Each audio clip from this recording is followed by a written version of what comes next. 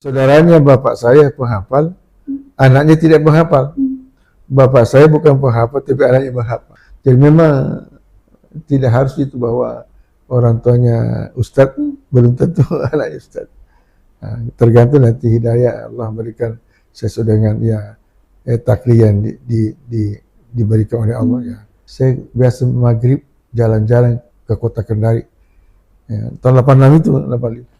Saya ke masjid-masjid lihat. Oh ternyata di sini masih banyak orang belum bagus bacaannya. Saya dengar dengan imam-imam, mungkin saya sangat dibutuhkan di sini. Saya sebenarnya banyak jabatan ditawarkan saya, semua saya tolak. Berikanlah kadar-kadar kita. Saya mau menikmati usia-usia ini, ibadahlah. Sekarang ibadah itu boleh diorganisasi, tapi ibadah yang memang sesuai kemampuan tenaga.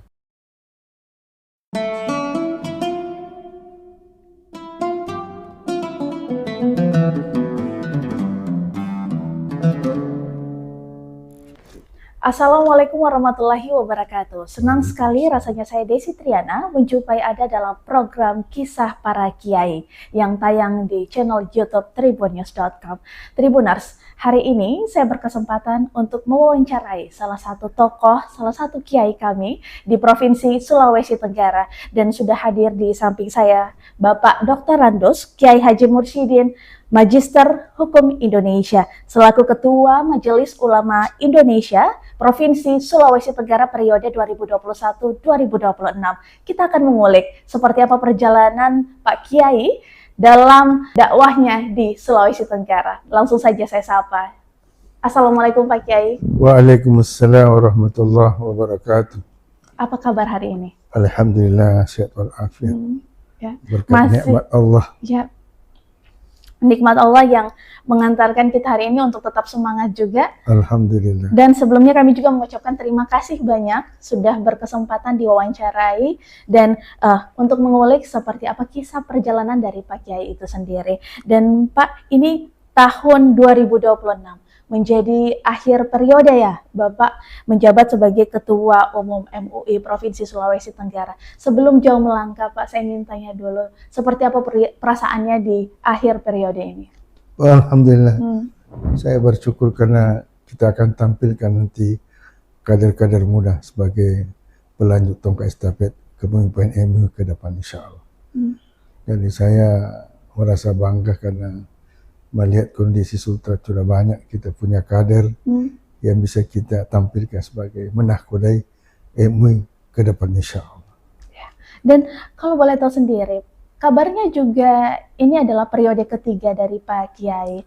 Artinya sudah mengawal Majelis Ulama Indonesia di Provinsi Sulawesi Tenggara selama hampir 15 tahun. Nah, ini perjalanan yang saya rasa tidak singkat, perjalanan yang cukup panjang. Bagaimana perasaannya Pak bisa berada dalam sebuah lembaga yang cukup besar? Alhamdulillah, jadi begini, terpaksa kita kembali cerita dari awal. Jadi sebenarnya saya ini asli dari Bone. Di sana saya SD, tamat SD. Saya masih ingat tuh sekolah kami di Watampon itu, SD nomor 8. Tamat tahun 1970. Setelah itu saya lanjut ke PGA. Tapi namun demikian waktu di SD kami disibukkan di samping sekolah di dasar juga ada dulu namanya sekolah Arab. Nah, sorenya. Jadi pagi SD-nya, sore sekolah Arab. Malamnya saya menghafal mengaji. Jadi waktu itu kami termasuk kelompok tahfidz waktu tahun 70-an. Setelah terbuka namanya ada pesantren di Bone, namanya pesantren Ma'had Hadis Biru Watampone. Jadi semua anak mengaji yang ada di masjid raya waktu itu, termasuk saya, dipindahkan salah satu pondok pesantren, yaitu pondok pesantren Ma'had Hadis. Di situlah saya menimba ilmu menghafal Al-Quran. Akhirnya sampai tahun 1970 3 saya dikhatamkan oleh Pak Kiai yang jadi oleh 4 besar imam besar di Sulsel waktu itu. Ada dari pesantren DDI, ada pesantren dari Sopeng, dari Sengkang. Ya, terwujudlah acara namanya acara Maulid 4 besar, dirangkaikan dengan penakmatan seorang hafal Quran yang waktu itu saya diantaranya. Ada dua orang yang dikhatamkan Qurannya, termasuk saya, dan salah satu namanya Kiai Jamaluddin. Di selama 4 tahun di pesantren itu, saya ikut ujian persamaan PG 4 tahun. Di saya itu tidak pernah sekolah formal, jadi 4 tahun di pondok pesantren itu menghafal pengajian kitab, ikut namanya ujian eksternal, artinya ujian persamaan. 2 tahun kemudian ikut lagi ujian persamaan PG 6 tahun. Dari tahun 1976 saya tamat PG 4 tahun. Dari situ melangkah ikut kuliah. Kita dulu masih ada sarjana muda. Ya. Saya sarjana muda 4 tahun. Ya, di bidang syariah. Karena saya kuliah di Fakultas Syariah. Ya, buatan Pone waktu itu. Setelah tamat sarjana muda, lanjut ke Makassar karena S1-nya di Makassar. Ya, kita dulu itu sarjana muda saja 4 tahun. Terus lanjut S1-nya, doktoralnya itu 3 tahun. Jadi saya selesai tahun 1984 di Makassar waktu itu sebagai gelar Doktor Andes. Jadi kita dulu 7 tahun baru bisa selesai sarjana. Itu cepat. Ada yang 10 tahun. Seandainya dulu dibandingkan sekarang ini, sarjana muda bisa yang S1, S2-nya itu doktoralnya. Nah, kita kan 7 tahun itu baru sarjana lengkap. Itu namanya Doktor Andes. Setelah 85, saya selesai 84, 85 saya berhijrah ke Kendari. Di situ ada pendaftaran pegawai waktu itu. Karena waktu 85 itu masih kurang sarjana, jadi gampang jadi pegawai itu tidak susah. Nah, walhasil terangkatlah saya pegawai tahun 1986 di Kementerian Agama. Dari situ ya sampai 2013, dari 1986 sampai 2013 saya mengabdi di Kementerian Agama. Nah, berbagai jabatan pada saya lakukan, pernah Kadep Kota tahun 99 sampai 2000, saya Kepala Kantor Agama Kota Kendari. Terus ke Kanwil, berbagai tempat, pernah Kepala Bidang Haji, pernah Kepala Bidang Urais, pernah Kepala Bidang Penerangan. Akhirnya 2013 ada permintaan dari Bapak Gubernur waktu itu, Nur Alam. Akhirnya kami mungkin dibutuhkan tenaga, dipindahkan ke Pemda Provinsi mulai tahun 2013. Di situlah saya pensiun. Dia pindah total dari Kementerian Agama ke Pemda, bukan dititip, pindah total. Jadi makanya pensiunan kami di pemerintah provinsi. Di pemerintah itu saya menjabat pertama staf ahli, 3 kali staf ahli, terus pernah kepala biro kesra. Walhasil pensiun di sana. Tapi masih aktif dalam kepegawaian. Saya tetap juga aktif di organisasi, termasuk Majelis Ulama ini. Jadi Majelis Ulama ini kami menangani sejak tahun 2000 belasan lah. Waktu itu ketika Pak Kiai Marwan Aidit, Ketua Umum MUI, dilantik, kurang lebih 1 tahun lebih beliau meninggal. Jadi kami PAW, dia akan musfil luar biasa, datang dari pusat. Maka kami waktu itu ada 3 calon, saya, Pak Kiai Jakri, Pak Kiai Adit. Mungkin saya yang terbanyak suaranya, maka saya PAW kurang lebih 3 tahun menjabat di PAW. Baru musdalah tahun 2015. Kita 19 ya, musda itulah musda pertama saya kembali terpilih jadi ketua MUI provinsi. Terus musda keduanya tahun 2021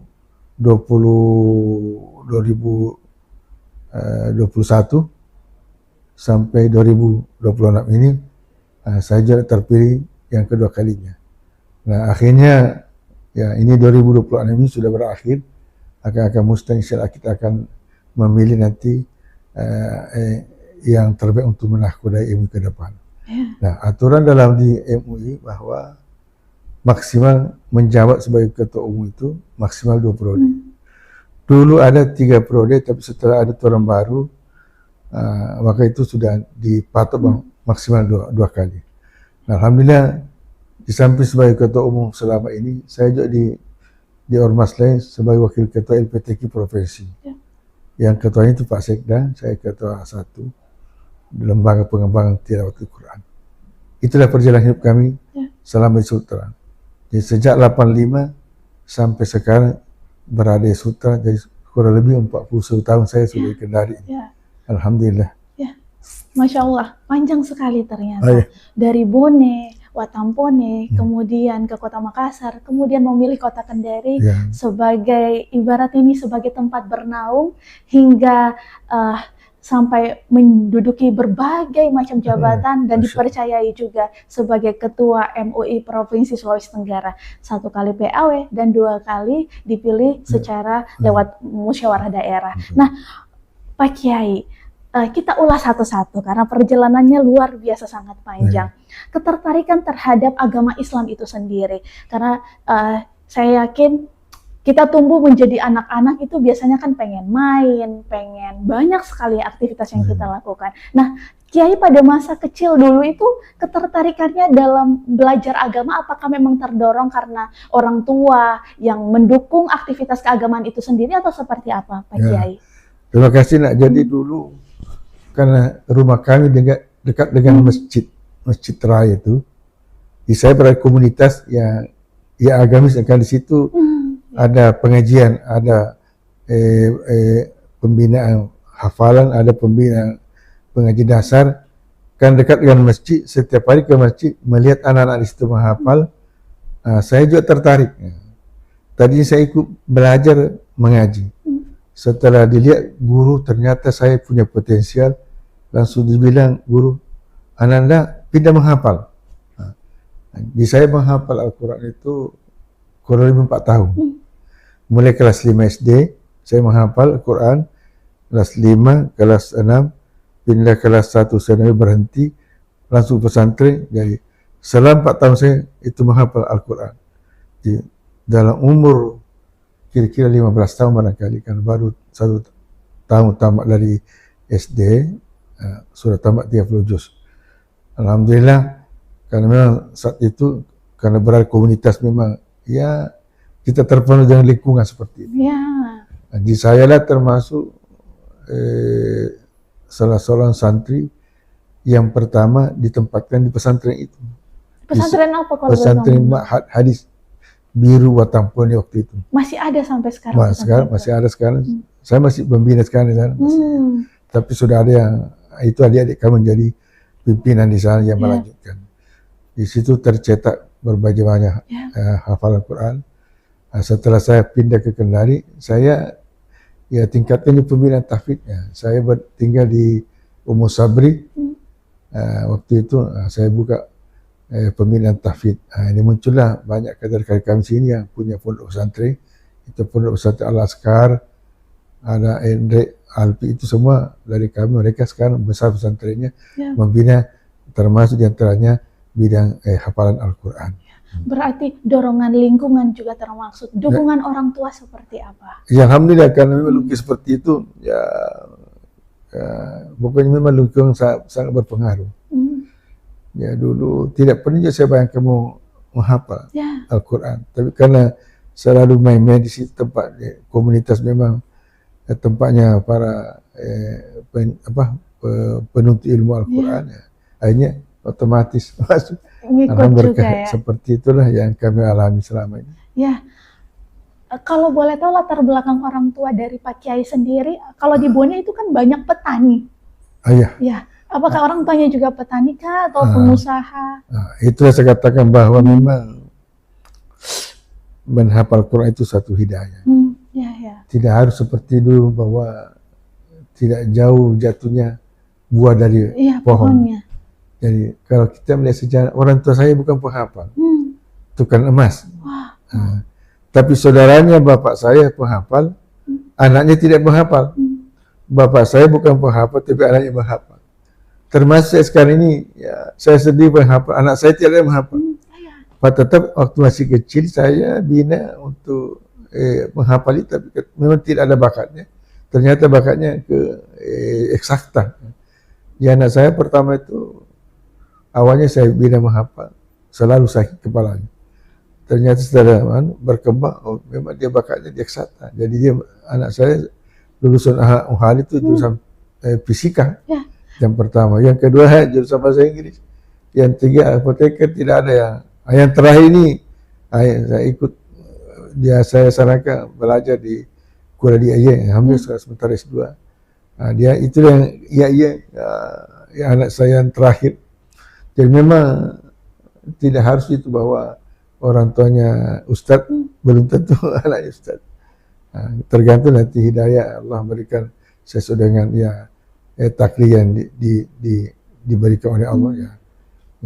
Maka saya katakan saya kasih menghafal anaknya orang, tapi tidak ada anak saya yang menghafal.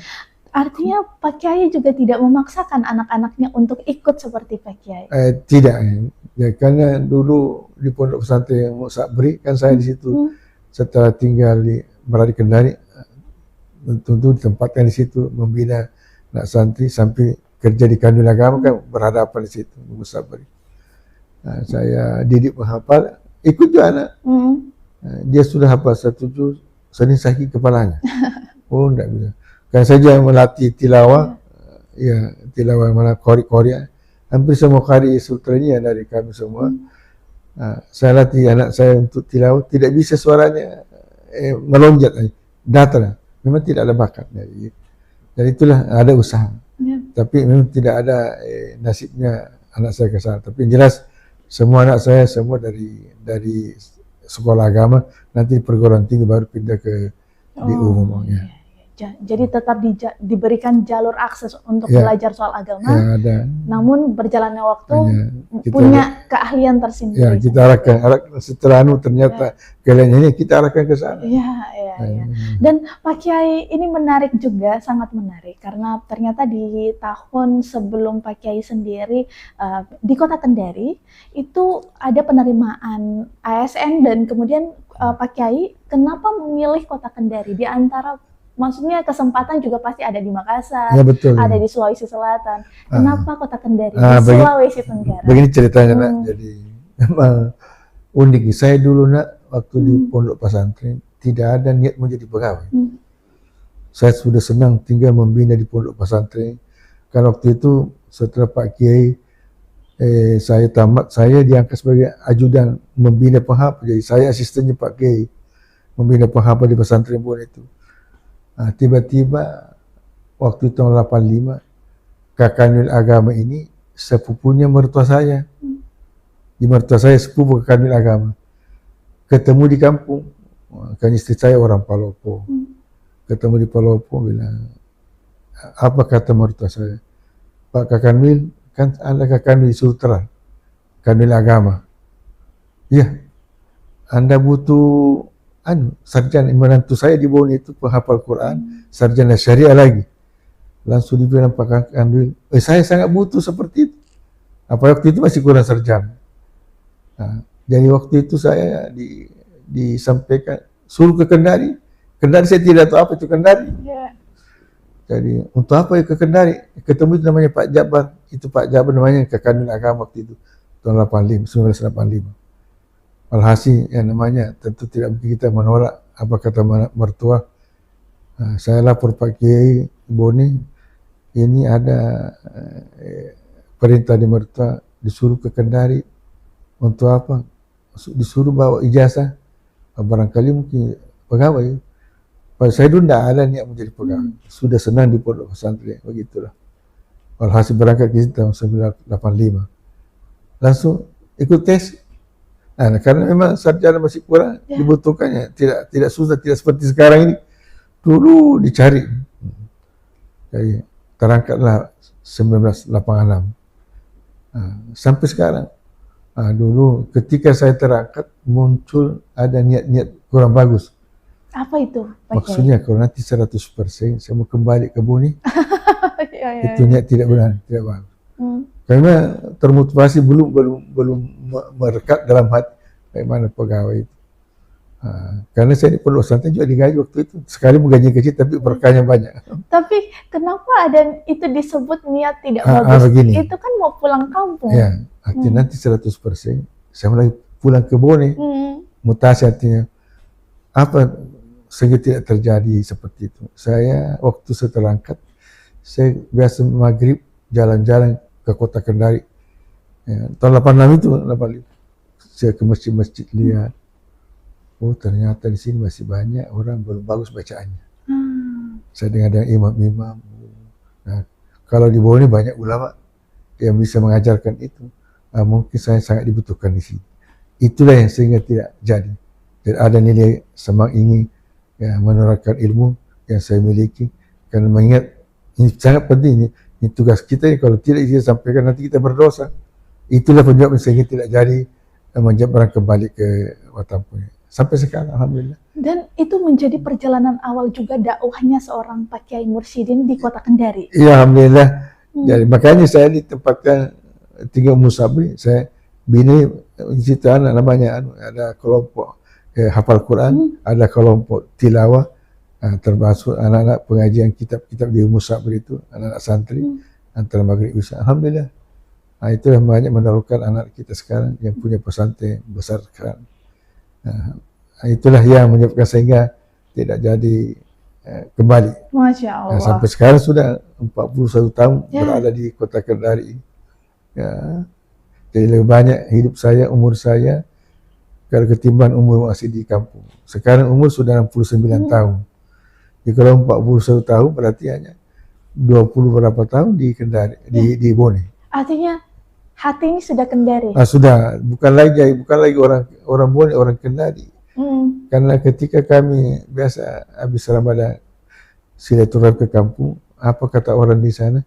Oh datang orang Kendari, bukan datang orang Bone, datang orang Kendari. Memang begitulah. Tapi secara latar belakang atau keturunan darah itu memang tidak ada Kendari sama sekali ya. Sulawesi Tenggara tidak ada ya.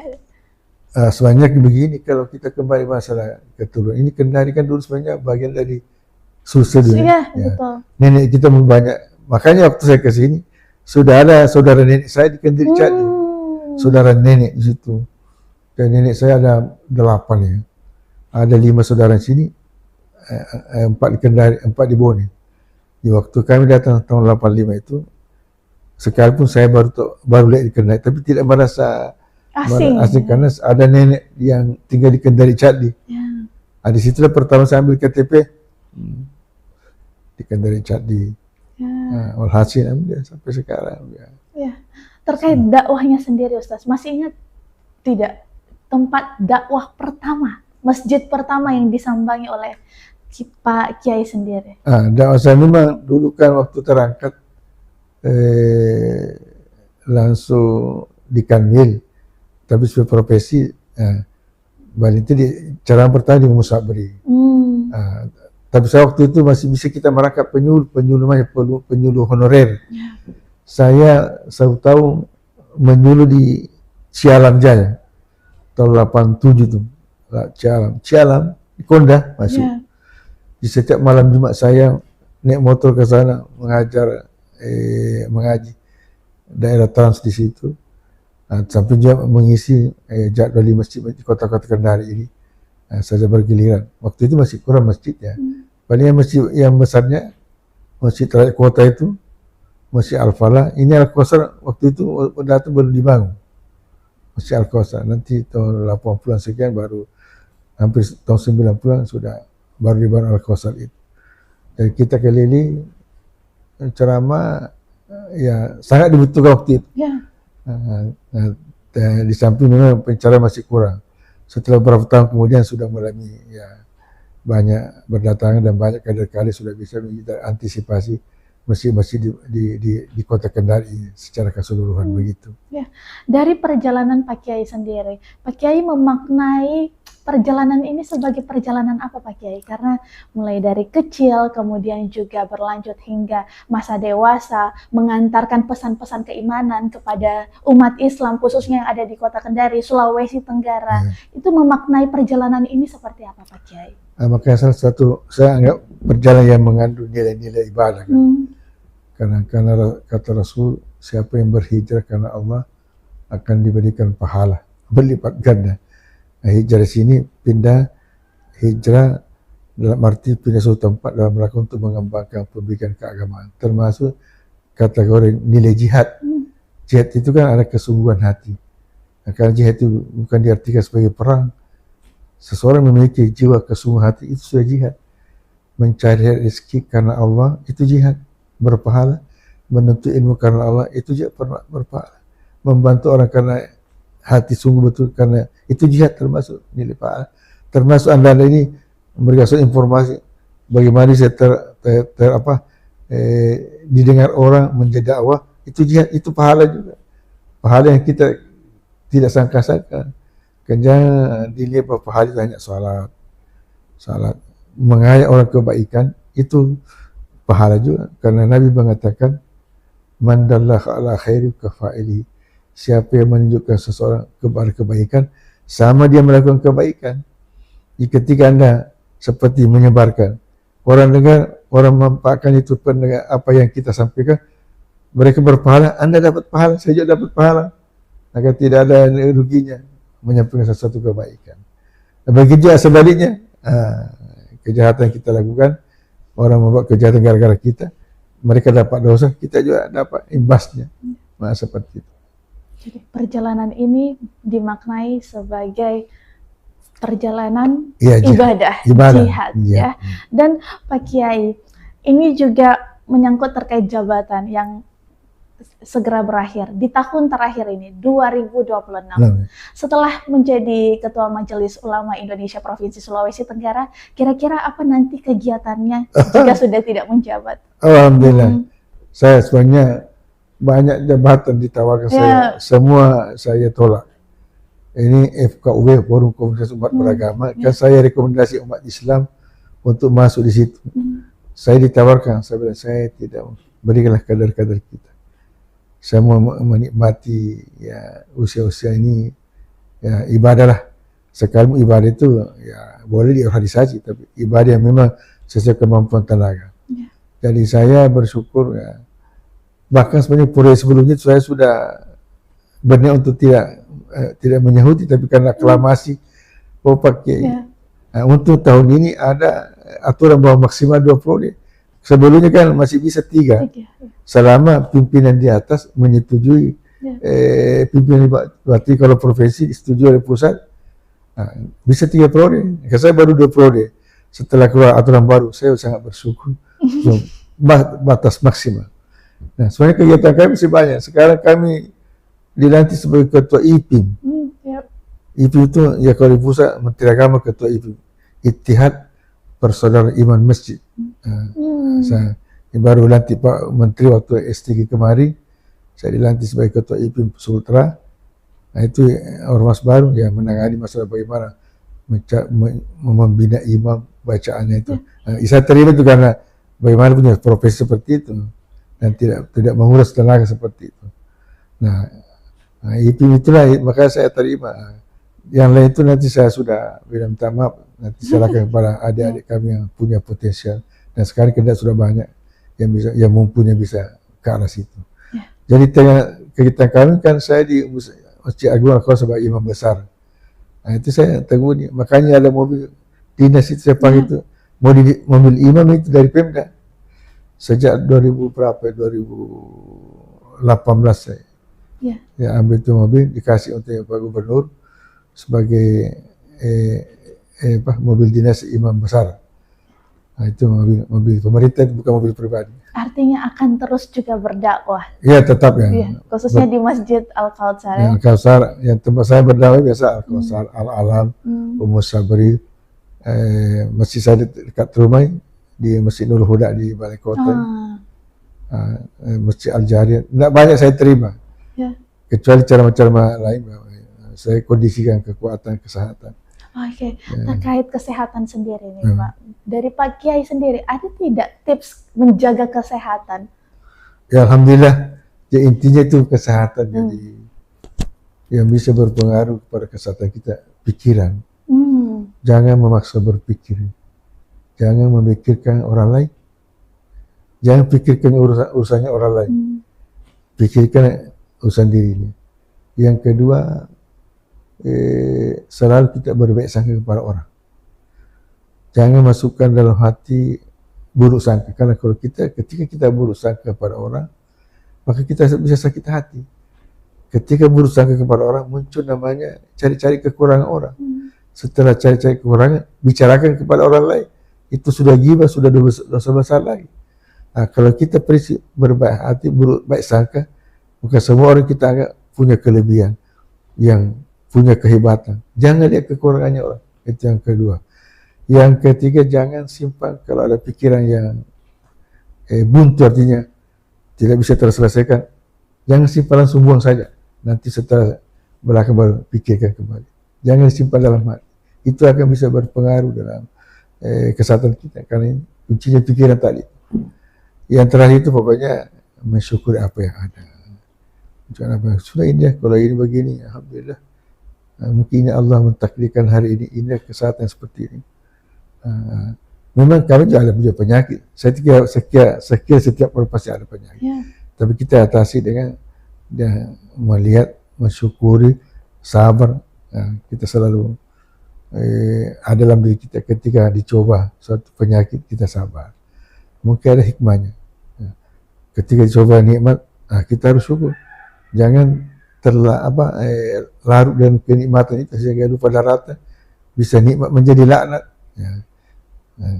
Keluarkan haknya nikmat. Kalau ada nikmat yang mungkin dikeluarkan haknya, keluarkan secepatnya. Karena rezeki itu hanya 3 saja yang patut sama kita. Yang lain itu masih tanda tanya.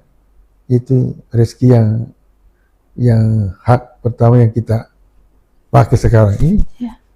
Kedua, yang kita makan, yang belum makan belum tentu. Yang ketiga, yang kita sedekahkan.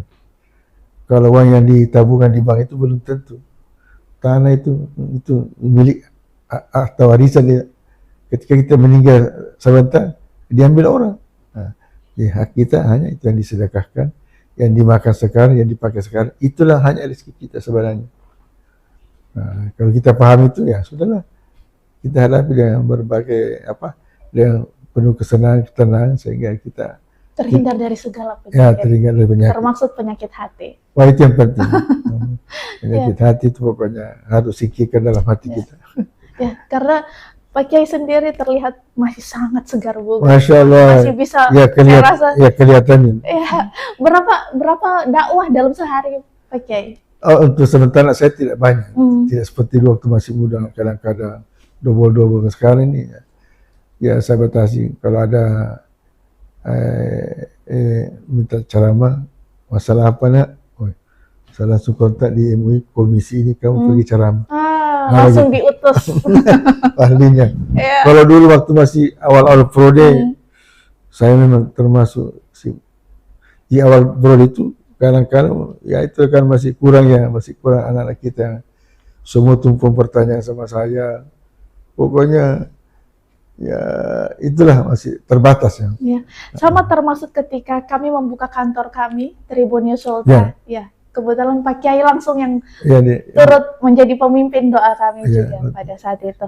Dan harapannya Pak Kiai, kira-kira di tahun ini mungkin ada sesuatu mungkin juga yang ingin digapai atau yang ingin direncanakan atau seperti apa Pak Kiai?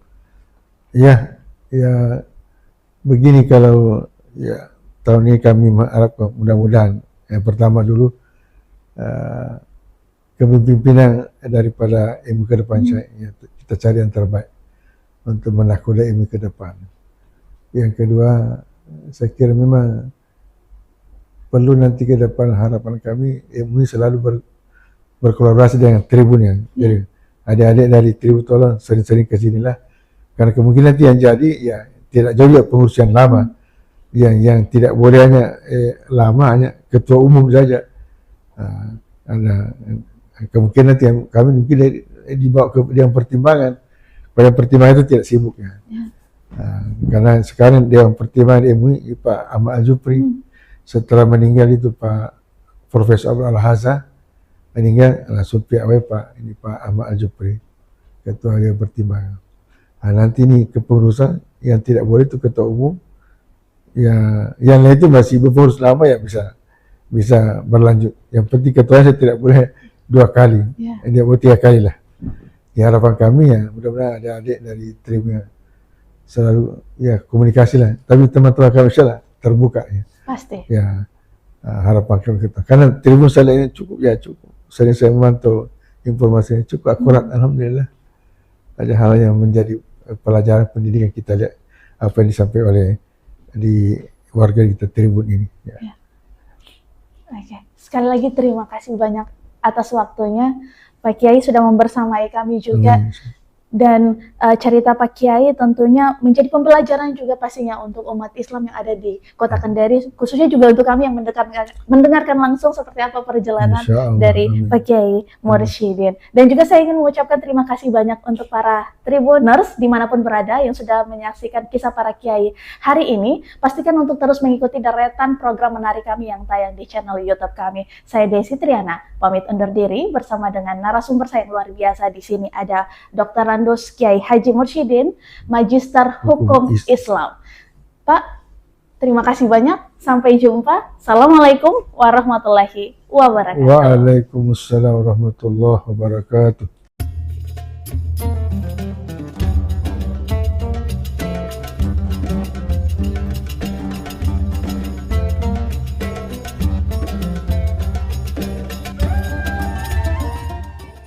Kami mengenal beliau Pak Kiai Haji Mursyidin itu sejak dari mahasiswa. Kami kuliah saat itu sudah sering mendengar beliau dan melihat beliau tampil dalam berbagai kegiatan-kegiatan keagamaan.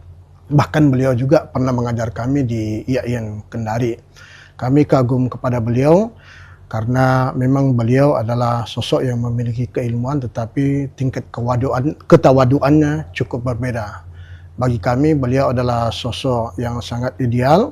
Dia berdakwah tidak dengan retorika yang kuat dan besar, tetapi dia memberikan dakwah kepada kami contoh-contoh teladan yang sangat santun, yang baik dengan sikap dan perilakunya kepada kami anak-anaknya, sehingga kami mewarisi hal yang demikian.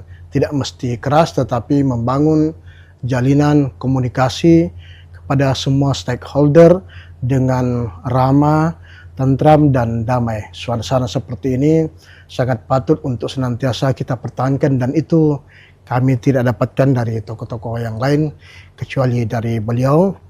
Dan selama memimpin Majelis Ulama, memberikan kesempatan kepada kami semua di komisi-komisi untuk senantiasa berkembang, untuk mengembangkan ilmu kita masing-masing di berbagai sektor, sehingga kami merasa bahwa dia adalah seorang orang tua sebagai ayah bagi kami semua, sehingga apapun yang dikatakan insyaallah kami sami'na wa ata'na kepada beliau. Kiai Haji Mursyidin MHI adalah seorang imam besar di Masjid Al-Kautsar. Kemudian saya mengenal beliau sudah puluhan tahun.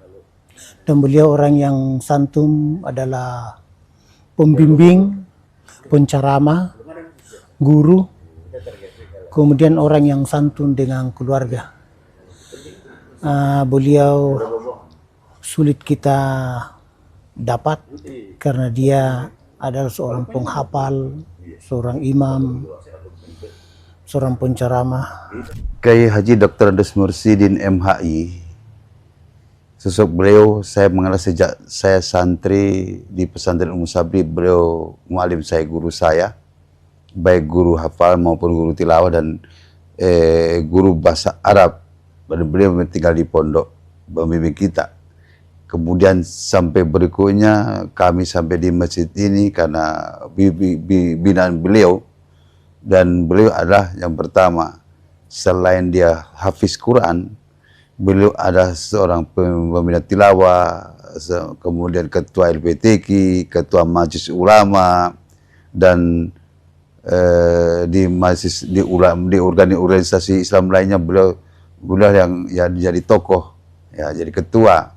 Dan secara pribadi kami dibimbing sejak dari serah kami di pesantren dibawa ke sini Al-Kausar ini sejak tahun 92 sampai sekarang. Beliau kemudian sampai jadi imam di sini. Beliau juga membina di sini, membimbing kecuali jadi imam. Selain jadi imam, beliau adalah membimbing setiap malam Rabu itu beliau untuk membawakan pengajian di masjid ini ke kita yang dibimbing.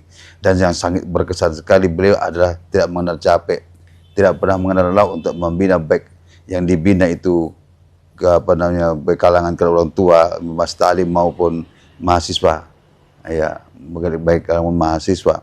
Karena beliau itu selain mempunyai karakter pemimpin, tetapi beliau tidak pernah ada marahnya. Caranya bertutur kata itu sangat mengerti sekali itu yang dibinanya. Ya, artinya apa?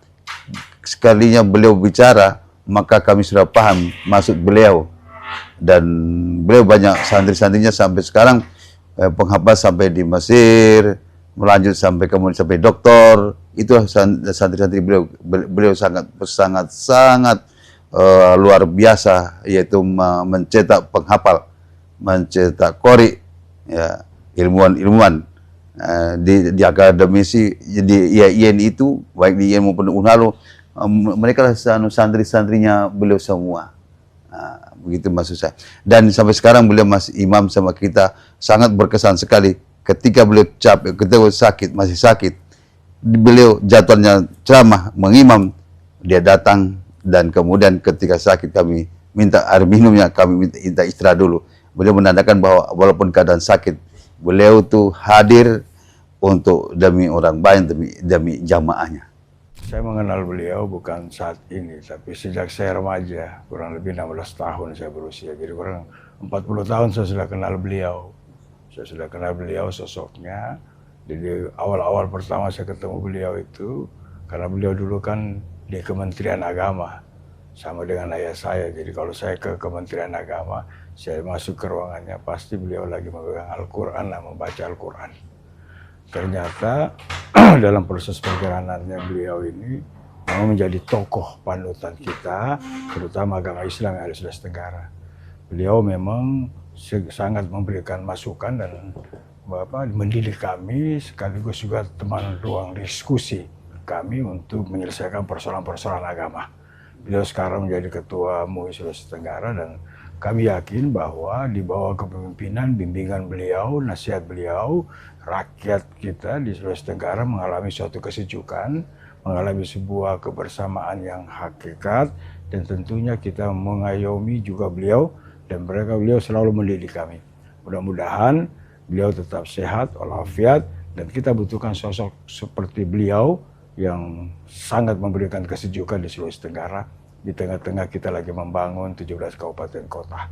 Dan kita harapkan beliau, waktu periode pertama saya menjadi ketua DPR, dan periode kedua, beliau sangat gigih memperjuangkan kantor Majelis Ulama Indonesia Sulawesi Tenggara. Dan hari ini sudah mulai, kembali sudah terbangun, jadi ada sedikit riak-riak harus selesaikan. Mudah-mudahan semua komponen-komponen yang ada, ya, barisan-barisan Islam yang ada di Sulawesi Tenggara tetap mendukung, dan kami selalu berdoa kepada beliau, mudah-mudahan diberikan kesehatan lahir batin, tetap kuat memimpin Sulawesi Tenggara dalam agamanya. Dan saya sering salat di Masjid Al-Kausar karena beliau biasa jadi imam, dan saya sering mengikuti tuntunan-tuntunan beliau bagaimana kita hidup ini setiap hari membaca Al-Quran, minimal selembar Al-Quran. Download Tribun X sekarang, menghadirkan lokal menjadi Indonesia. Beliau ini ke Salim Batu gitu, nah Ahmad Al-Maghribi ini karena beliau yang membawakan orang-orang di sini kan masuk agama Islam gitu. Nah, 2 orang dari Brunei juga. Oh, berarti asalnya dari Brunei, Pak? Asalnya dari Brunei. Keajaibannya itu Syekh Al-Maghribi ini dia dimakamkan pas posisi jam 6 sehingga sampai matahari itu bertahan sampai jam 7. Dia masih bertahan. Pas setelah dimakamkan, orang-orang pun lagi jalan pulang, matahari pun terbenam. Pas jam 7. Ini lebih duluan dibanding dengan Kesultanan Bulungan? Oh, duluan ini. Duluan ini. Berarti Islam sudah ada sebelum Bulungan ada, Pak ya? Ya. Masuk. Oh, ya.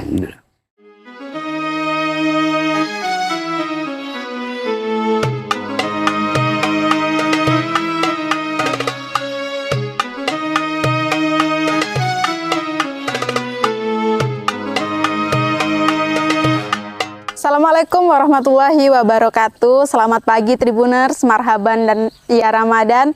Berjumpa lagi di Ngabuburit Asik di Ramadan 2026 ini bersama Tribun Kalimantan Utara. Nah, di sini kita akan sedikit mengulik terkait dengan sejarah masuknya Islam yang ada di Bumi Tenguyun. Nah, kita saat ini sudah berada di makam keramat Syed Ahmad Al-Maghribi, salah satu ulama yang katanya menjadi salah satu pembawa agama Islam, penyiar agama Islam di Bumi Tenguyun ini. Nah, di sini saya juga sudah bersama dengan Bapak Aping selaku dengan pengurus dari makam Syed Al-Maghribi ini. Jadi kita akan berbincang-bincang bagaimana sih kisah dari Syekh Ahmad Al-Maghribi ini dalam menyiarkan agama Islam di Bumi Tenguyun ini, Tribuners. Yuk, ikuti terus.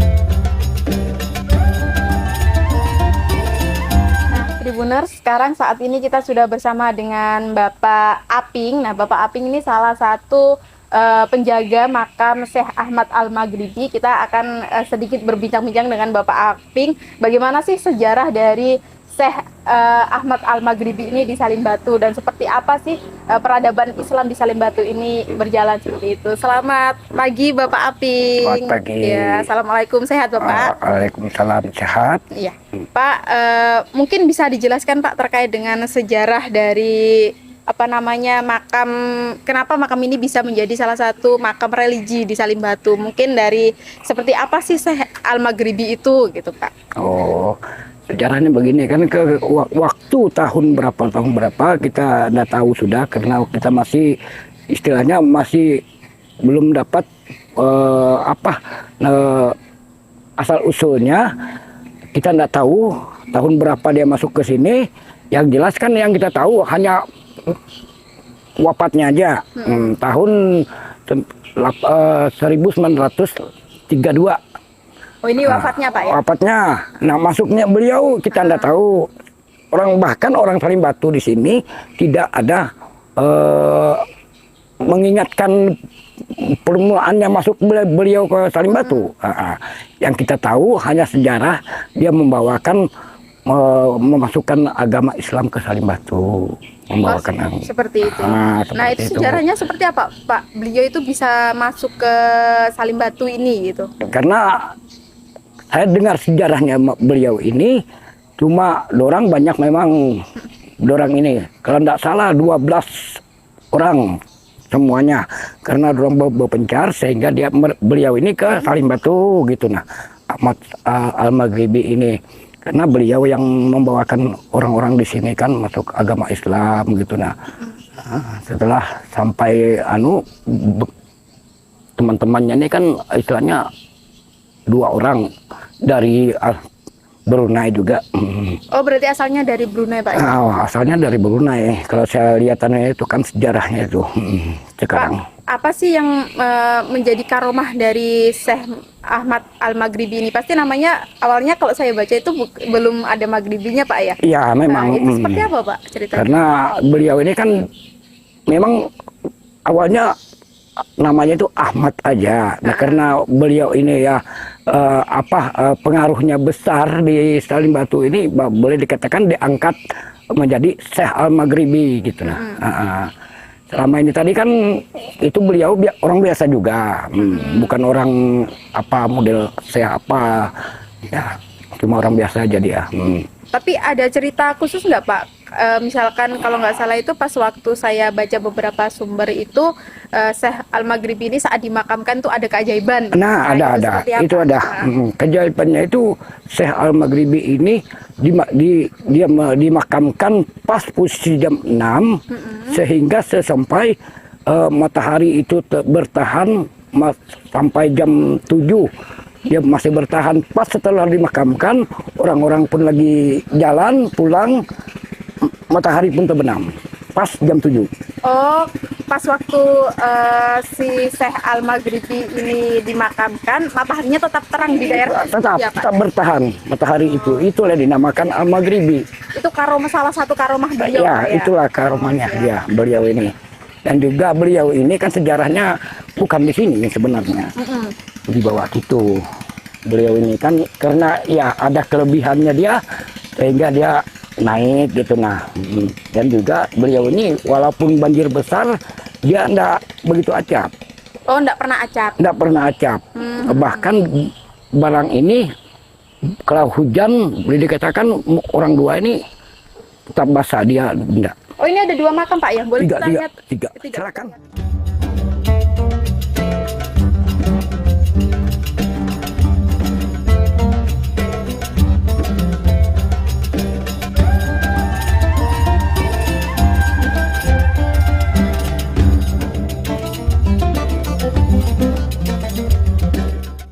Sudah dijelaskan Pak, ini tidak hanya Syekh Al-Maghribi ya Pak ya, ternyata ya ada 3 ya Pak ya? Ya. Nah, yang Syekh Al-Maghribi yang mana yang ini?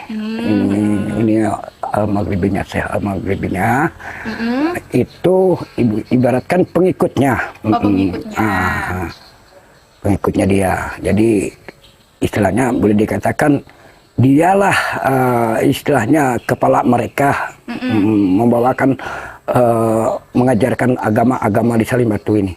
Oh, ini masih Masehi Pak ya Pak? Tahun Masehi. Jadi ini lebih duluan dibanding dengan Kesultanan Bulungan. Oh, duluan ini. Duluan ini. Berarti Islam sudah ada sebelum Bulungan ada Pak ya? Ya. Masuk. Oh ya. Pak, sejauh ini makam ini sering dikunjungi masyarakat gak Pak? Menjadi salah satu objek religi atau seperti apa? Sering. Makanya saya di sini kan istilahnya tidak bisa kotor apa. Siang malam tetap orang ada. Cuma kita tidak mau istilahnya begini enggak mau kita kan, cuma ya mereka aja yang mau berkunjung silahkan. Kita enggak mau bisa juga melarangkan orang berkunjung kan, biarpun di agama pun yang mana silahkan saja. Berarti tidak harus orang Islam yang tidak, ya? Karena sesuai dengan apa keinginan kita kan. Tapi Syekh Maghribi ini ada keluarganya atau tidak Pak? Kalau keluarganya sih tidak ada, kalau saya lihat di anunya itu di asal usulnya. Kalau anaknya ada, saya lihat itu ada anaknya 2. Nah cuma kita tahu posisi anak itu di mana sekarang. Berarti tidak dimakamkan di sini. Tidak dimakamkan, beliau aja dimakamkan. Pak, ini terkait dengan kondisi makamnya ini berapa kali sih Pak dilakukan renovasi gitu, atau dari awal memang sudah seperti ini? Atau... Nah ini awalnya kan bukan begini sebenarnya, karena ya boleh dikatakan ya namanya sekarang kan modern. Nah kalau yang dulu kan memang ini aja sendiri. Oh ini? Ini aja. Oh ini nisannya Pak ya? Itu dari dulu nisannya itu. Oh berarti ini dari awal, dari tahun 1882 Masehi ya Pak ya? Iya. Tapi untuk posisi makamnya memang sudah di atas ini? Enggak. Enggak, di mana? Di bawah. Oh di bawah ini dipindah berarti Pak ya? Dia waktu tahun berapa kita belum ingat kan, ada banjir besar, dia naik, tiba-tiba aja naik. Bilang orang di sini enggak tahu. Naik secara sendiri? Iya. Ini maksudnya naik itu posisinya dia datarannya dari tinggi gitu? Naik di dataran gini dia kan. Karena apa, di sana itu kan di bawah, karena banjir dia naik. Ya Tribuners, ini di sebelah kiri kita ini adalah makam dari Syekh Al-Maghribi. Nah, di duanya ada tidak hanya makam Syekh Al-Maghribi, di samping-sampingnya ini menurut Bapak Aming ini salah satu makam dari pengikutnya dari Syekh Al-Maghribi. Ini namanya Sultan Iskandar. Jadi ini dimakamkan di samping-samping. Ini menjadi salah satu bukti bahwasanya penyebaran agama Islam di Bulungan itu memang sudah ada sebelum Kesultanan Bulungan itu masuk, Tribuners. Kalau ini Syekh Al-Juri, ini juga salah satu pengikutnya dari Syekh Al-Maghribi. Apa ini, Pak? Qasidah Salam Ziarah. Ya, ini kan istilahnya kalau orang mau berjarah kan yang jelas dibacakan dulu ini. Oh. Nah, sudah ini dibacakan baru bermohon kepada beliau kan. Tapi sejauh ini Pak yang datang berkunjung ini siapa saja Pak? Bahkan Pak Gubnya datang.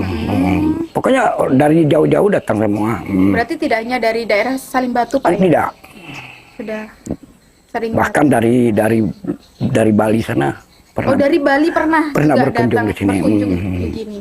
Pokoknya dari mana ya mereka tahu sejarahnya tuh Pak? Ya mungkin orang lihat kan sekarang kan di di Google lihat kan. Nah, karena ini kan menyebar sudah sampai ke luar negeri sana kan.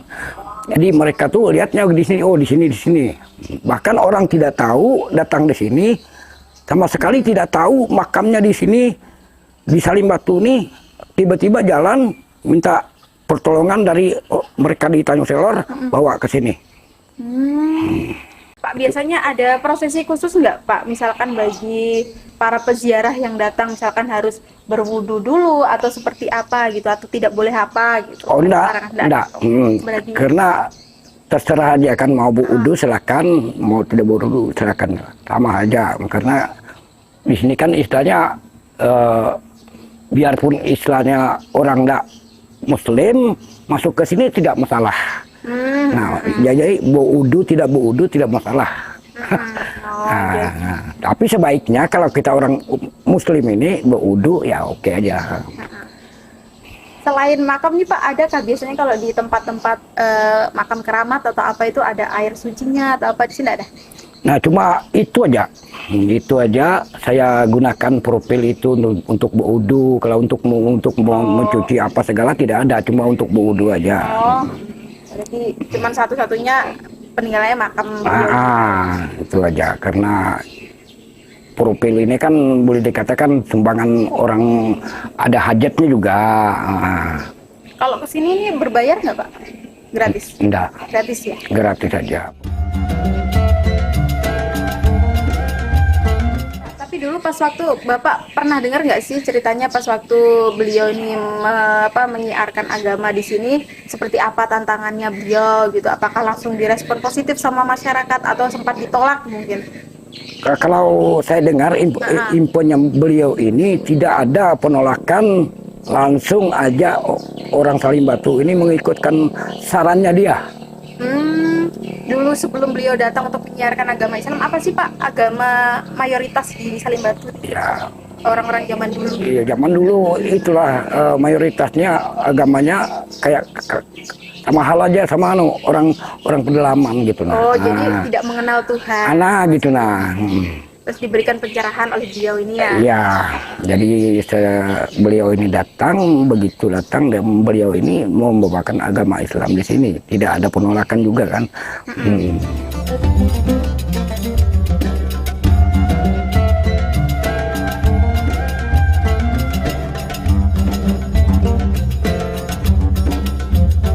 Nah, demikian Tribuners, tadi kita sudah mengunjungi makam dari Syekh Ahmad Al-Maghribi, yakni salah satu ulama yang berasal dari Brunei, di mana beliau ini menyebarkan agama Islam di bumi Tenguyun bahkan sebelum Kesultanan Bulungan ini ada, Tribuners. Nah, berdasarkan penelitian yang ada, beliau ini dinyatakan wafat pada tahun 1883 Masehi. Nah, demikian Tribuners mungkin ngabuburit asik kita pada Ramadan hari ini. Sampai berjumpa di program selanjutnya bersama kita Tribun Kalimantan Utara. Bye-bye.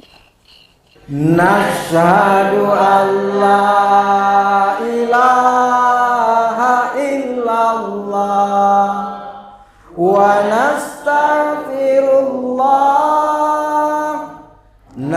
nas'aluka ridhaka wal jannah wa na'udzubika min sakhatika wan nar. Asyhadu an la ilaha illallah wa nastaghfirullah nas'aluka ridhaka wal jannah wa na'udzubika min sakhatika wan nar. Nashhadu an la ilaha illallah wa nastaghfirullah nas'aluka ridhaka wal jannah wa na'udzubika min sakhatika wan nar. Allahumma innaka afuwun karim tuhibbul afwa fa'fu anna ya karim.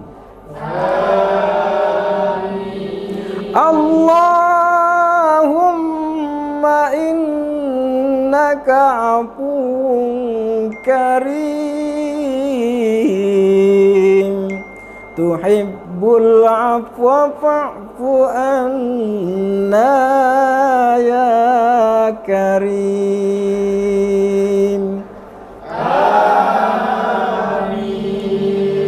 Allahumma innaka afuwun karim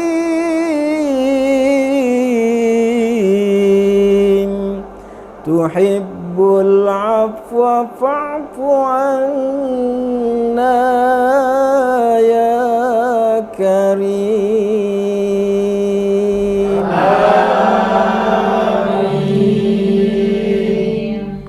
Nashhadu an la ilaha illallah wa nastaghfirullah nas'aluka ridhaka wal jannah wa na'udzubika min sakhatika wan nar.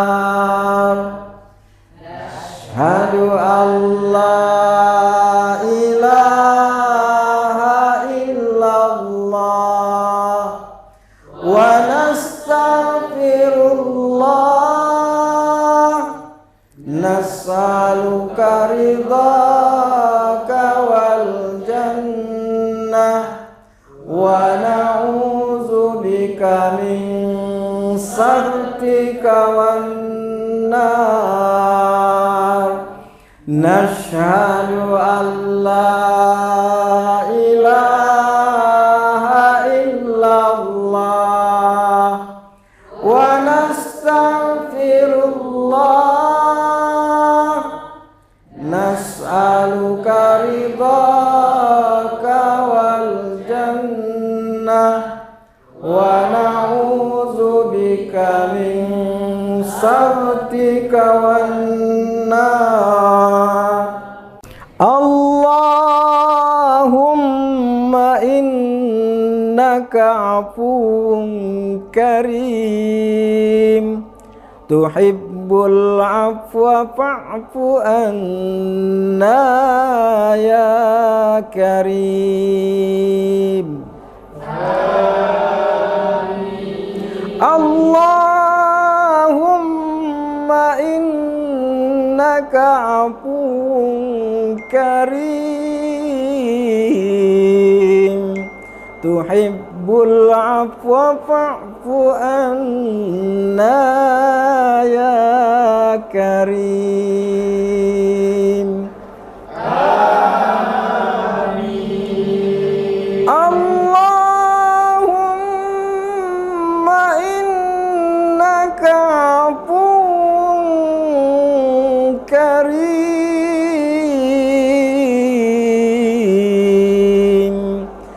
tuhibbul afwa fa'fu anna ya karim.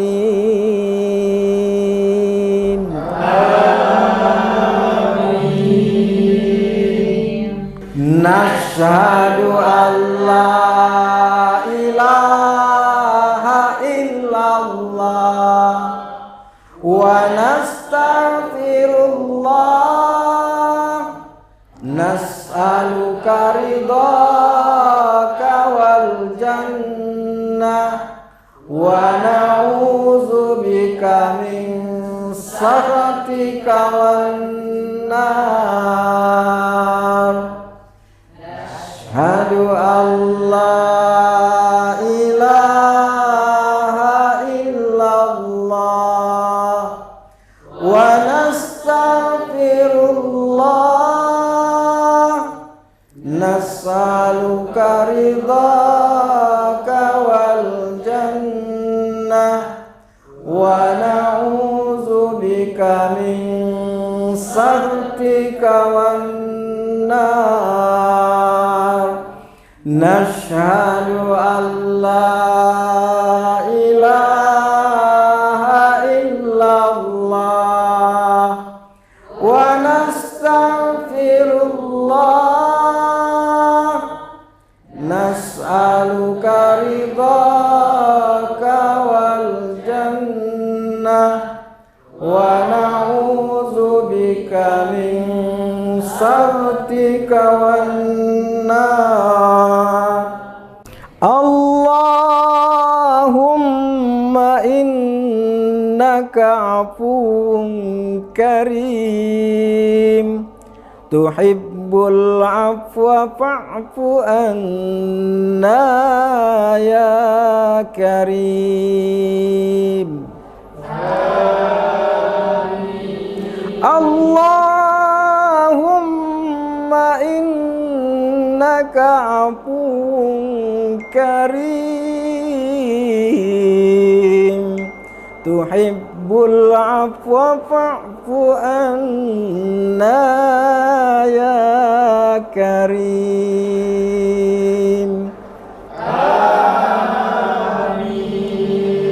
Allahumma innaka afuwun karim, tuhibbul afwa fa'fu anna ya karim.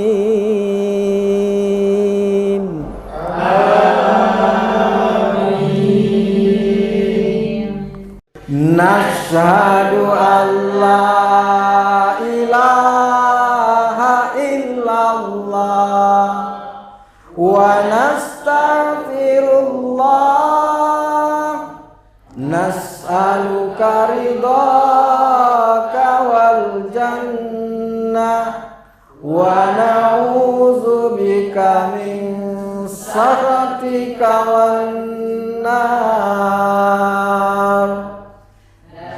Asyhadu an la ilaha illallah wa nastaghfirullah, nas'aluka ridhaka wal jannah wa na'udzubika min sakhatika wan nar.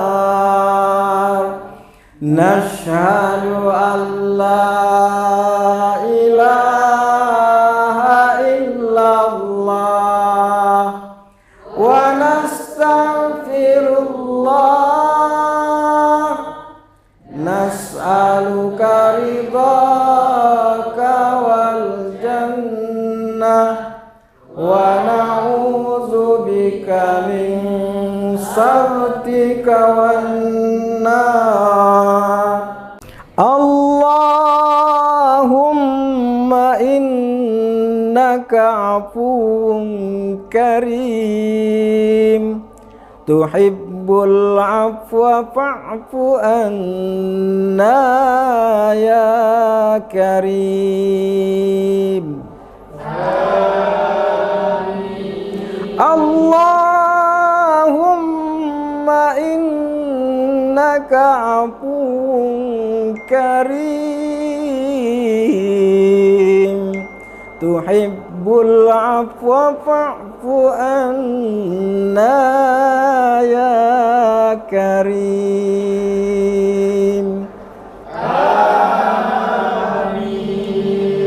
Allahumma innaka afuwun karim,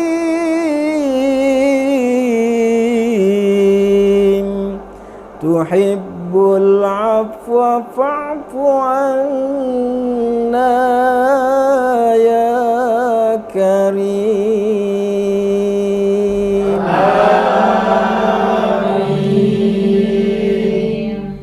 Nashhadu an la ilaha illallah wa nastaghfirullah, nas'aluka ridhaka wal jannah wa na'udzubika min sakhatika wan nar.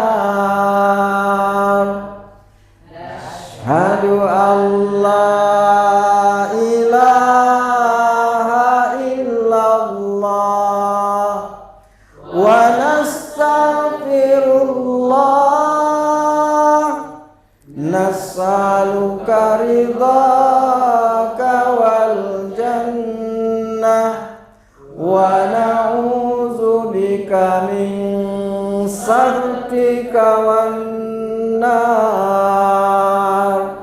Nashhadu an la ilaha illallah wa nastaghfirullah, nas'aluka ridhaka wal jannah wa na'udzubika min sakhatika wan nar.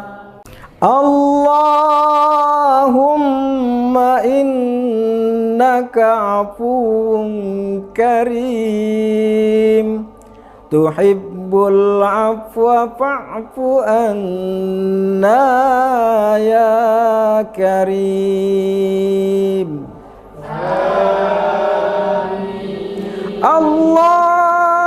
Allahumma innaka afuwun karim,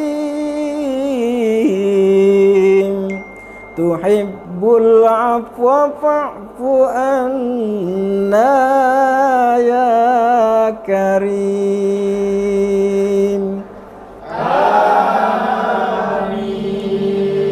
Allahumma innaka afuwun karim,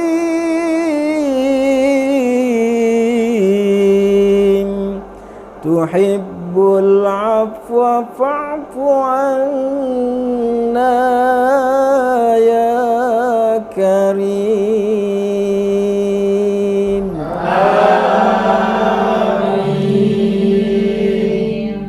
Nashhadu an la ilaha illallah wa nastaghfirullah, nas'aluka ridhaka wal jannah wa na'udzubika min sakhatika wan nar. Asyhadu an la ilaha illallah wa nastaghfirullah, nas'aluka ridhaka wal jannah wa na'udzubika min saktika wan nar. Nashhadu an la ilaha illallah wa nastaghfirullah. Nas'aluka ridhaka wal jannah wa na'udzubika min sakhatika wan nar. Allahumma innaka afuwun karim tuhibbul afwa fa'fu anna ya karim. Allahumma innaka afuwun karim tuhibbul afwa fa'fu anna ya karim.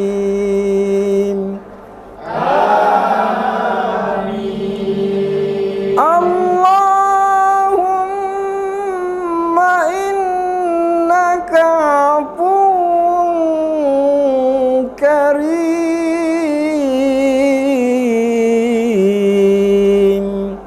tuhibbul afwa fa'fu anna ya karim.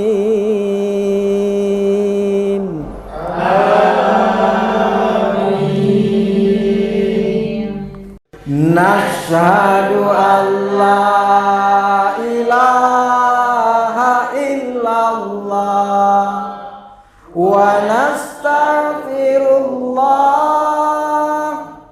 Nas'aluka ridhaka wal jannah wa na'udzubika min sakhatika wan nar.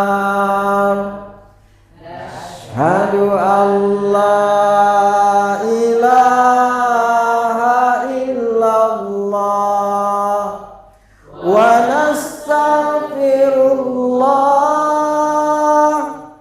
Nas'aluka ridhaka wal jannah wa na'udzubika min sakhatika wan nar. Nashhadu an la ilaha illallah wa nastaghfirullah. Nas'aluka ridhaka wal jannah wa na'udzubika min sakhatika wan nar. Allahumma innaka afuwun karim tuhibbul afwa fa'fu anna ya karim. Allahumma innaka afuwun karim tuhibbul afwa fa'fu anna ya karim.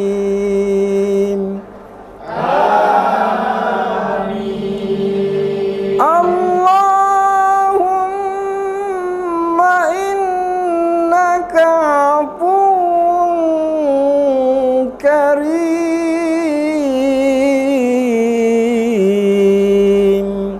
tuhibbul afwa fa'fu anna ya karim.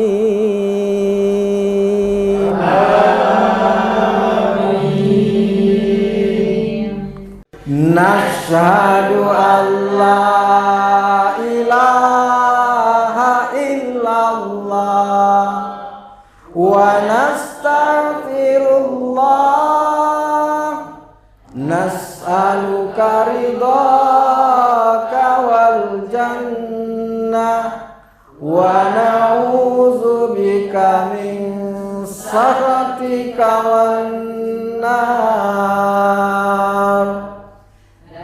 Asyhadu an la ilaha illallah wa nastaghfirullah. Allahumma laka sumna wa ala rizqika aftarna zahabat dam'u wa batallatil uruq wa thabatal ajru insyaallah.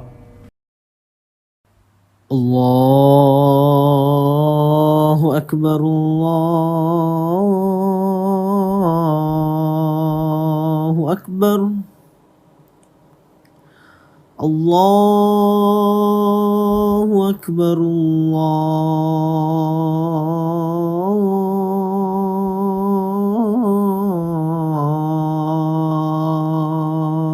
Allahu akbar. Asyhadu an la ilaha illallah.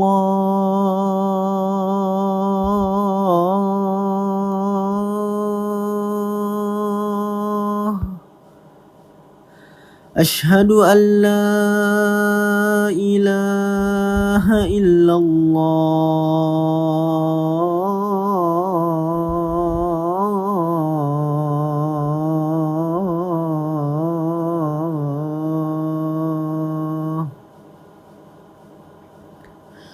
Asyhadu anna Muhammadar Rasulullah.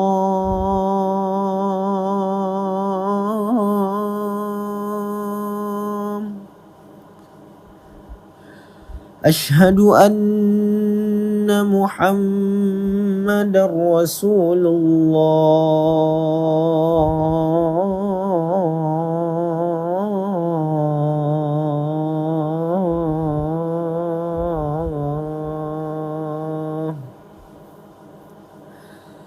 Hayya 'alas salah.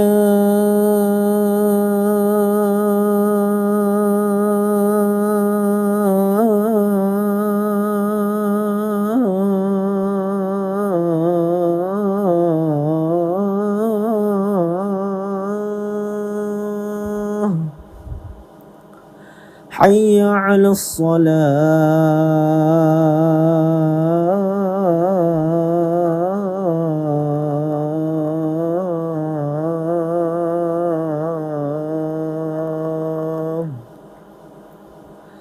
Hayya 'alal falah.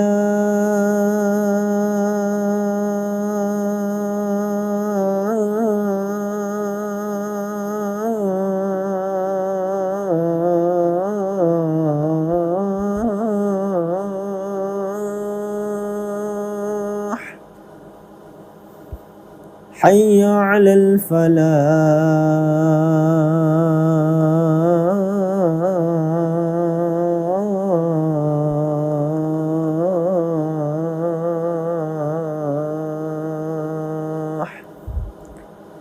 Allahu akbar, Allahu akbar. La ilaha illallah.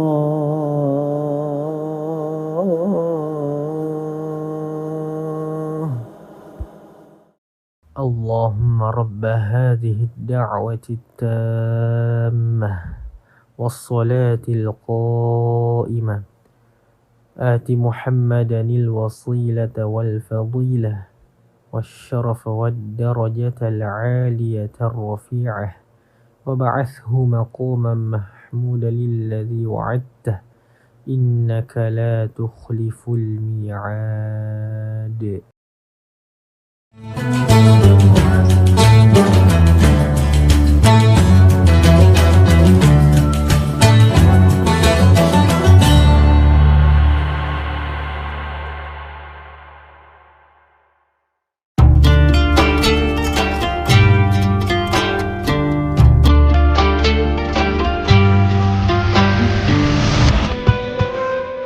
Syukur alhamdulillah.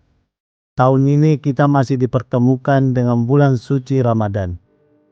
Ramadan bukan sekedar menahan lapar dan dahaga, tetapi waktu untuk memperbaiki kualitas diri, baik ibadah maupun menempa akhlak. Jadikan Ramadan ini sebagai titik balik untuk menjadi pribadi yang jujur dalam perbuatan, sabar dalam ujian, dan disiplin dalam ketaatan. Dewan Komisaris, Direksi dan seluruh karyawan PT Semen Tonasa mengucapkan Selamat menunaikan ibadah puasa.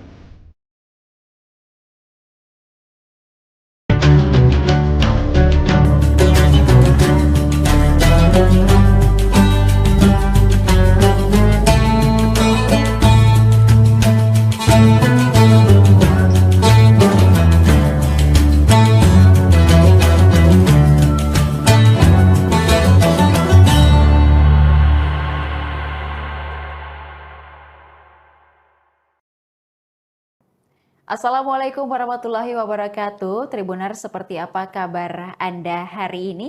Senang sekali tentunya saya Ilu dapat kembali menyapa Tribuners kali ini dalam program Syiar Ramadan yang akan membahas berbagai tema-tema menarik tentunya untuk menemani Tribuners menantikan waktu berbuka puasa sembari juga mempertajam ilmu dan keimanan melalui tayangan berikut ini. Tribuners, hari ini kita akan membahas tema terkait dengan Ramadan bulan rahmah, maghfirah dan juga pembebasan api neraka begitu.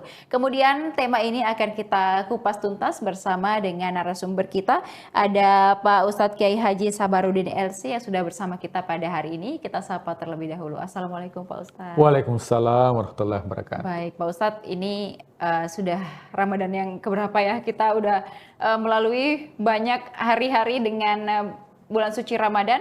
Apakah masih semangat puasa? Iya, alhamdulillah. Karena tentunya kalau kita berpuasa bukan hanya fisik, tapi keimanan, maka insya Allah semakin mau habis Ramadan, semakin kita sedih dan rindu sebenarnya ini bersama Ramadan. Betul sekali. Dan juga tentunya kalau kita melihat tema kita pada hari ini adalah Ramadan, bulan rahmah, kemudian maghfirah, dan juga pembebasan api neraka. Mungkin boleh dijelaskan Pak Ustadz, tema ini menggambarkan hal apa? Silakan. Bismillahirrahmanirrahim. Hamdan wa syukranillah, salatan wa salaman ala rasulillah amma ba'd. Ada 3 fase ya di bulan suci Ramadan. Awaluhu, ya pertama sampai hari ke-10, yaitu disebut dengan awaluhu rahmah. Kenapa awaluhu rahmah? Karena pada dasarnya tubuh kita ini membutuhkan asupan, makan dan minum. Kalau bukan karena rahmatnya Allah, maka saya yakin banyak orang yang tinggal kayak namanya ibadah puasa. Nah, jadi kita ya bisa melakukan ibadah puasa di awal Ramadan sampai hari ke-10 tidak terlepas bahwa itu merupakan rahmat dari Allah Subhanahu wa taala. Ya, sehingga ya semua itu terkontrol oleh Allah. Ya, coba kita lihat. Ketika kita berbuka puasa, banyak di hadapan kita. Kalau menurut kita semua ini bisa dimakan. Tapi ketika kita sudah minum air atau minum teh, maka rasanya itu sudah cukup. Tidak bisa lagi masuk yang lain. Nah, ini bentuk daripada rahmat Allah Subhanahu wa taala. Karena seandainya bisa dimasukkan semua, maka tentunya akan ada masalah di bagian pencernaan. Itu rahmatnya Allah. Orang yang bisa melakukan ibadah puasa 12 jam, bahkan mungkin di luar negeri ada yang melebihi ya jam berpuasa itu lebih ya dibandingkan negara kita Indonesia. Kenapa bisa melakukan? Kenapa bisa bertahan? Maka jawabannya adalah rahmatnya Allah. Makanya rahmat Allah itu diletakkan di 10 pertama bulan suci Ramadan. Nah, makanya di ayat tentang puasa, ya Allah juga memberikan rukhsah, keringanan bagi orang yang tidak mau berpuasa. Seperti apa? Orang yang musafir, Jadi kalau ada orang yang melakukan pekerjaan boleh tidak berpuasa, itu dibolehkan oleh Allah. Tapi kata Allah, wa antasumu khairul lakum. Tapi jika engkau berpuasa itu jauh lebih baik. Kenapa Allah menjamin 10 pertama bahwa ketika engkau berpuasa meskipun dalam keadaan, ya kecuali memang kalau ada direkomendasikan dokter tidak boleh, tapi kalau hanya sakit biasa dan memang boleh tidak berpuasa, tapi jika engkau berpuasa kata Allah wa antasumu khairul lakum, itu jauh lebih baik. Kenapa? Jaminan Allah di 10 pertama Ramadan itu adalah awwaluhu rahmah. Itu akan mendapatkan rahmatnya Allah. Maka kita bisa melakukan ibadah puasa ini tidak terlepas dari rahmatnya Allah. Jangan kita mengatakan saya melakukan ibadah ini karena sehat, saya mampu. Betapa banyak orang yang sudah lanjut usia tapi masih menjaga yang namanya ibadah puasa. Tentunya itu karena rahmatnya Allah Subhanahu wa taala. Ya, bahkan rahmatnya Allah di dunia ini ya dari 100 rahmatnya Allah hanya satu yang diturunkan di muka bumi ini. Makanya gajah yang melahirkan, kenapa gajah yang melahirkan yang begitu besar itu ketika melahirkan tidak menginjak bayinya? Kenapa? Karena ada rahmatnya Allah di situ. Nah, maka yang pertama itu awwaluhu rahmah. Kemudian pertengahan Ramadan itu wa ausatuhu maghfirah. Ya, wa ausatuhu itu adalah ampunan Allah. Nah, tentu beberapa segmen sudah kita bahas tentang maghfirah atau ampunan dari Allah Subhanahu wa taala. Maka ketika kita maksimalkan di 10 kedua bulan suci Ramadan, maka jaminan dari Allah orang-orang tersebut akan mendapatkan ampunannya Allah. Sebesar apapun dosa yang kita lakukan, karena ridhonya Allah jauh lebih besar dibandingkan murkanya Allah. Nah, sehingga kita maksimalkan. Jangan sampai sudah masuk tahap yang kedua Ramadan, justru jarang lagi kita sujud di masjid. Tapi di mana? Banyak sujud di mall. Pada sebenarnya kita harus semakin sampai puncak Ramadan, ya 15 itu akan sudah 16 itu sudah menurun. Maka kita maksimalkan di fase yang kedua, yaitu untuk mendapatkan maghfirah, untuk mendapatkan ampunannya Allah. Kemudian fase yang terakhir itu itqum minan nar. Ya, pembebasan dari api neraka. Ya. Dalam kehidupan, ya kita sebenarnya dalam kehidupan ini seperti halnya catur. Ya, catur itu diangkat, dimajukan, dan sebagainya. Artinya, kita sudah ditakdirkan oleh Allah. Jadi kita tinggal menjalankan takdir. Mendengarkan tausiah melalui syiar Ramadan, itu sebenarnya sudah ditakdirkan 50.000 tahun sebelum diciptakan alam semesta. Itu luar biasa. Makhluk yang pertama yang diciptakan oleh Allah itu pena. Atau bahasanya al-qalam. Maka Allah mengatakan, wahai pena, tulis seluruh takdir manusia. Sampai dia masuk surga sudah ditulis. Kemudian rufi'atil aqlamu wa jaffatis suhuf. Pena itu diangkat oleh Allah, kemudian tintanya kering, dan takdir manusia itu diletakkan dalam lembaran-lembaran disebut dengan suhuf. Di tempat yang terjaga disebut dengan lohil mahfuz. Loh itu artinya lembaran-lembaran, mahfuz artinya terjaga. Jadi kita dalam kehidupan, ya ini tinggal menjalankan takdir. Allah sudah tentukan siapa penghuni surga, siapa penghuni neraka. Allah sudah tentukan. Makanya sahabat itu pernah berkata, ya Rasulullah, jikalau Allah sudah menentukan siapa penghuni surga, siapa penghuni neraka, buat apa beribadah? Jadi luar biasa pertanyaan. Ya, critical thinking luar biasa. Para sahabat mengatakan, ya Rasulullah, kan sudah ditentukan oleh Allah. Ini penghuni surga, ini penghuni neraka. Terus buat apa paling kita beribadah? Maka Rasulullah mengatakan, tuba liman khulika bil khair. Beruntunglah seseorang yang senantiasa berada di koridor kebaikan meskipun tidak ada jaminan akhir hidupnya. Jadi tidak ada jaminan. Dalam sebuah hadis dikatakan, ada orang yang dilahirkan pelaku maksiat. Ada orang yang dilahirkan melakukan amalan ahli neraka. Apa itu amalan ahli neraka? Maksiat. Tapi sejengkal sebelum dia wafat melakukan amalan ahli surga dan dicatat baginya penghuni surga. Artinya ada orang pendosa. Tapi ketika sejengkal sebelum dia wafat, dia taubat. Dicatat penghuni surga. Sebaliknya, ada orang yang dilahirkan melakukan amalan ahli surga. Ahli ibadah. Tapi sejengkal sebelum dia wafat melakukan amalan ahli neraka dan dimasukkan ke dalam neraka. Maka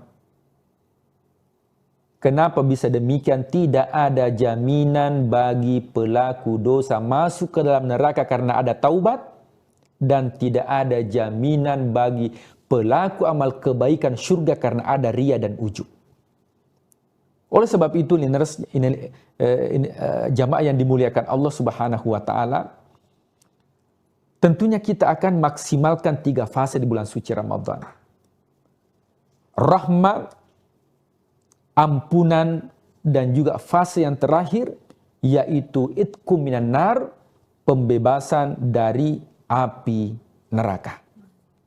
Ya, baik. Jadi ada beberapa tadi yang sudah dijelaskan, termasuk juga tadi kalau teman-teman mungkin lagi musafir atau dalam keadaan hamil atau lagi sakit, sebenarnya kalau masih mampu untuk berpuasa selama tidak ada anjuran dari dokter untuk tidak berpuasa, itu masih bisa diusahakan ya Pak Ustadz ya. Kemudian juga yang perlu kita ingat adalah ridha Allah itu jauh lebih besar daripada murkanya Allah. Kemudian juga tadi terkait dengan ini yang menarik, mungkin banyak menjadi pertanyaan juga Pak Ustadz terkait dengan takdir dan juga sudah ditentukan siapa sebagai penghuni neraka dan juga surga.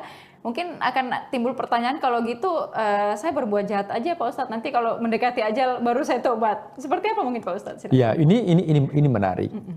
Bahwa memang yang menjadi permasalahan adalah tidak ada yang mengetahui akhir hidupnya seseorang.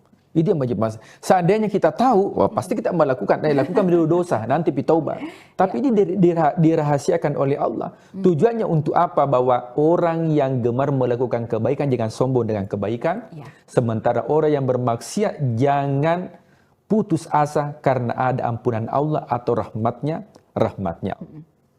Iya, baik. Jadi sebenarnya kita harus terus berbuat kebaikan ya Pak Ustadz, karena kita tidak tahu kapan kita akan dijemput oleh ajal kita. Jadi jangan sampai pada saat kita berbuat kejahatan tiba-tiba nyawa kita sudah diambil, ya kita selamat memasuki pintu neraka begitu ya Pak Ustadz ya. Tapi kalau kita terus berbuat kebaikan dan kita meninggal dalam keadaan baik juga, nanti teman-teman artinya bisa untuk meskipun tidak ada jaminan, tapi kita sudah berikhtiar untuk terus berbuat baik dan semoga kita sampai pada syurganya Allah, begitu Pak Ustadz ya.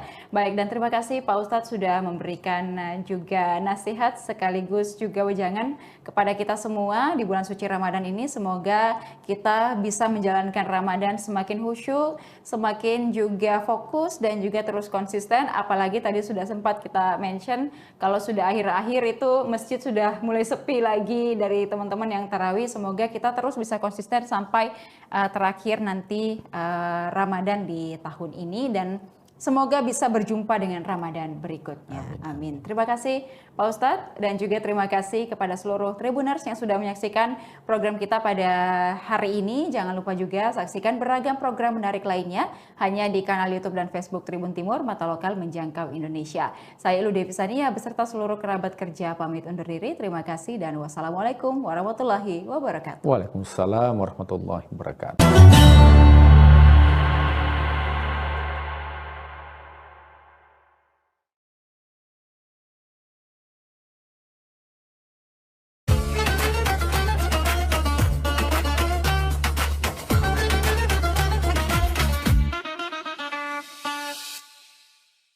Assalamualaikum warahmatullahi wabarakatuh. Alhamdulillahirabbil alamin. Assalatu wassalamu ala asrofil mursalin Sayyidina wa maulana Muhammadin wa ala alihi wa ashabihi ajmain. Para pemirsa, bulan Ramadan itu salah satu yang ingin dicapai adalah semakin menguatnya sifat sabar.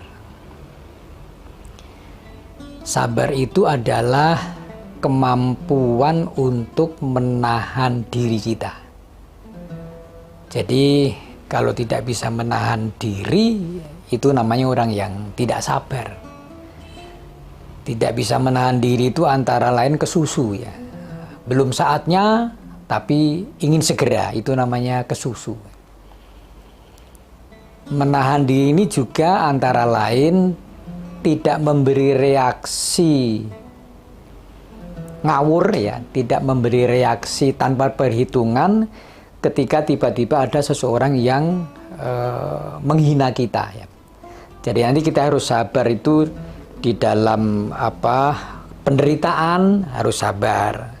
Di dalam kita berbuat kebaikan sabar, dan juga lebih dari itu adalah ketika mendapatkan musibah. Pasti Anda juga pernah merasakan bagaimana sakitnya dihina orang. Jadi kalau dihina orang itu kita jangan cepat-cepat memberi respon ya. Sebab kalau kita ini dihina orang kemudian kita bertahan, diam, tidak membalas, itu malaikat datang mengawal kita. Ada hadis yang menyebutkan seperti itu. Daripada menghafal nanti malah keliru ya. Ini ada kitab namanya At-Tajul Jami' ya. Di sini dijelaskan bahwa suatu saat pernah Abu Bakar ini kedatangan seorang laki-laki. Ana rajulan kana yasubu Abu Bakrin. Ada seorang laki-laki yang menghina Abu Bakar.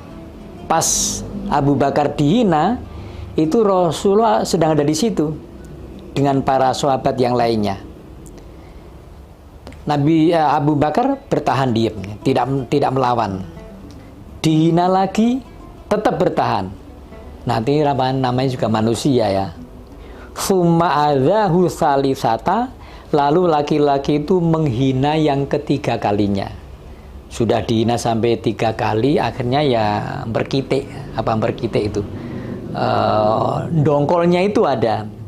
Fantasoro minhu Abu Bakrin, lalu Abu Bakar itu yang semula bisa bertahan dari hinaan membalas ya. Apa yang terjadi?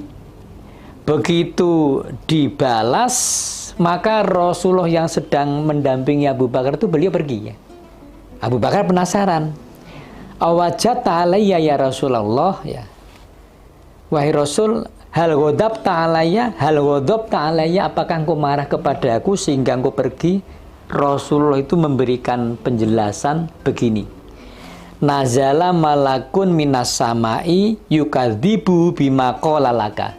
Tadi malaikat datang itu tidak percaya dengan omongan orang yang menghinamu wahai Abu Bakar. Tapi begitu engkau membalas hinaan, waqa'a syaitonu, maka datanglah setan. Karena setan ada di sini, falam akun li ajlisa idza waqa'a syaitonu, aku tidak mungkin duduk bersama setan. Maka kemudian Rasulullah pun pergi ya. Jadi ini artinya apa? Kalau suatu saat kita ini dihina orang, maka sudah bertahan ya. Gak usah memberikan respon. Orang Jawa bilang becik ketitik olo ketoro. Nanti yang memang benar akan muncul, yang memang salah ya sejarah akan mencatat itu ya. Jadi kita jangan reaktif, apalagi bulan Ramadan begini sudah perutnya lapar, dihina orang ya sudah. Harus sadar bahwa kalau kita dihina orang, itu sifat kesabarannya antara lain adalah tidak merespon. Kalau tidak merespon maka malaikat datang. Bisa jadi kita nanti akan diuji karena memang Allah menghendaki kita itu naik derajatnya. Saya masih ada lagi satu catatan misalnya ya. Ini jilid 1 ya. Di jilid 1 ini dijelaskan innal abda idza sabaqat lahu minallahi manzilatun. Seseorang itu kalau Allah sudah menetapkan ada posisi yang mulia, posisi tinggi, Ya ibarat tangga mungkin tangga ke 100 gitu ya. Derajatnya tinggi. Lam yablugha bi amalihi. Tapi ternyata amal yang ia miliki itu tidak bisa mengantarkan sampai derajat yang Allah sudah gadang-gadang, yang Allah sudah tentukan. Puasanya, sholatnya, zakatnya nggak cukup untuk bisa sampai ke derajat yang tinggi itu. Maka Allah menempuh jalan pintas, yaitu ibtalahullahu fi jasadihi au fi malihi au fi waladihi. Maka Allah kemudian memberikan ujian kepada orang tersebut, diuji melalui jasadnya, fi jasadihi. Mungkin sakit berkepanjangan. Umurnya sebenarnya masih muda, tapi tampilannya sudah seperti orang tua ya. Tenaganya loyo, ya sudah tidak bisa berbuat banyak. Itu namanya diuji dengan melalui jasadnya. Au fi malihi, atau melalui hartanya. Harta dicari susah payah, tahu-tahu kebakaran, ya misalnya diambil maling misalnya. Au fi waladihi, atau orang itu ingin derajatnya sampai tinggi, amalnya nggak cukup, diuji fi waladihi, melalui anaknya. Bapaknya tokoh tapi anaknya keluar masuk penjara itu ya, berbuat onar. Kan banyak gitu, bapaknya tokoh tapi anaknya malah perilakunya memalukan ya. Nabi Nuh kurang apa ya Nabi Nuh? Fasobbarohu ala dzalika, tapi orang ini bisa sabar terhadap penderitaan yang ia berikan oleh Allah. Maka kesabarannya itulah hatta yubalighuhul manzilatallati sabaqat lahu minallah. Maka dia karena bisa berlaku sabar, sampailah kepada posisi tinggi yang Allah telah janjikan. Jadi pemirsa sekalian, kesabaran ini menjadi penting. Bisa jadi memang ujian itu dihamparkan kepada kita, sifat sabar kita ini kita kuatkan, itulah yang akan mengantarkan kita sampai posisi yang mulia. Renungan ini kita jadikan motivasi, semoga Allah senantiasa memberikan kekuatan kepada kita sekalian. Wassalamualaikum warahmatullahi wabarakatuh. Download Tribun X sekarang, menghadirkan lokal menjadi Indonesia.